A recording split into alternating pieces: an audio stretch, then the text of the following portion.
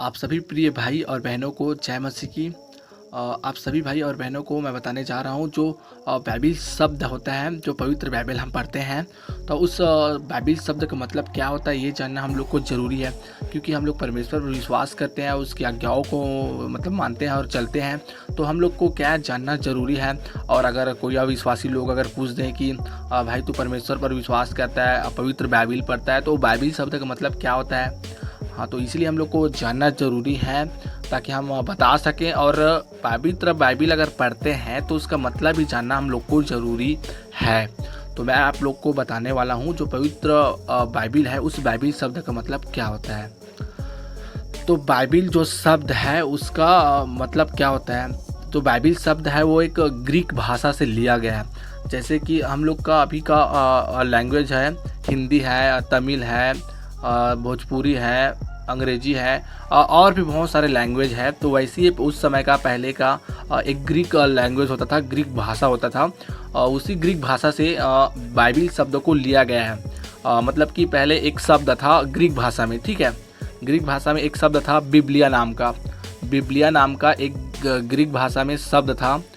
बिब्लिया, उस बिब्लिया शब्द का मतलब होता था पुस्तकों का संग्रह, यानी कि बहुत सारे पुस्तकों को मिलाकर संग्रह होता था, उसको बोला जाता था बिब्लिया। ग्रीक भाषा में जो बहुत सारे पुस्तकों को मिलाकर एक संग्रह होता था, उसको ग्रीक भाषा में बिब्लिया बोला जाता था। और उसी बिब्लिया शब्द से बाइबिल शब्द का निर्माण हुआ है। जी मेरे प्रिय भाई और बहनों, ध्यान से सुनना। और जो बिब्लिया शब्द है ग्रीक भाषा का, उसी बिब्लिया शब्द से बाइबिल शब्द का निर्माण हुआ है। बाइबिल शब्द को उसी बिब्लिया शब्द से निकाला गया है, बनाया गया है, जो भी समझो उसी शब्द से निर्माण हुआ है यहाँ पर, ठीक है मेरे प्रिय भाई और बहनों।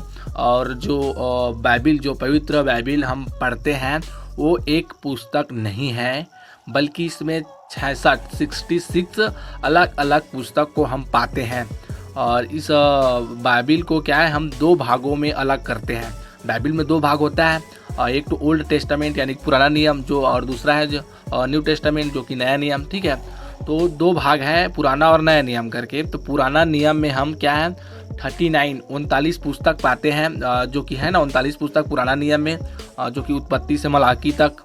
और नया नियम में 27 यानी कि 27 पुस्तक हम पाते हैं, जो कि मत्ती से लेकर प्रकाशित वाक्य तक है। तो नया नियम और पुराने नियम दोनों को मिलाकर क्या है, हम लोग 66 यानी कि 66 पुस्तक हम बाइबिल में पाते हैं। जी मेरे प्रिय भाई और बहनों, ठीक है।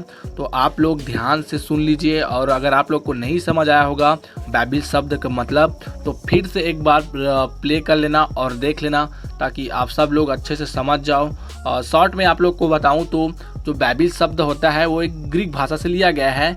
और ग्रीक भाषा में एक शब्द होता था बिब्लिया।